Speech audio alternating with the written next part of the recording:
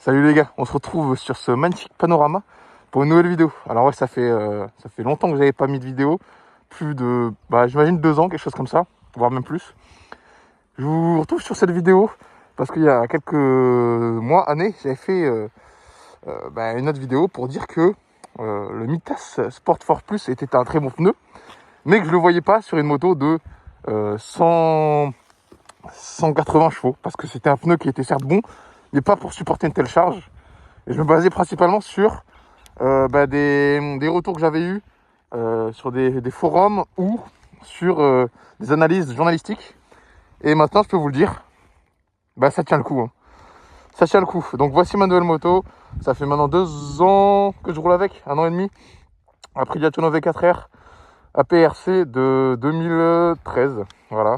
Et dessus sont montés des Mitas Sport Force Plus Evo, donc la dernière version. Avant cela, j'ai eu des plus normaux. Là, je suis monté en Evo. Et clairement, c'est de la bonne cam. Hein. C'est clairement de la bonne cam. Là, je viens de rouler. Ils sont chauds. Et vous voyez, il n'y a pas de souci. Alors, ça tient le coup. Hein. Ça tient clairement le coup.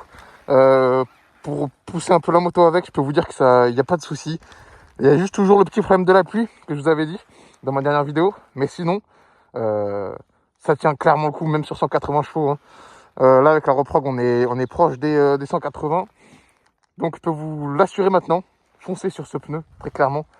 Ayez plus d'hésitation. Je vous renvoie sur la dernière vidéo que j'avais faite, qui date de maintenant plusieurs années, mais qui vaut toujours le coup.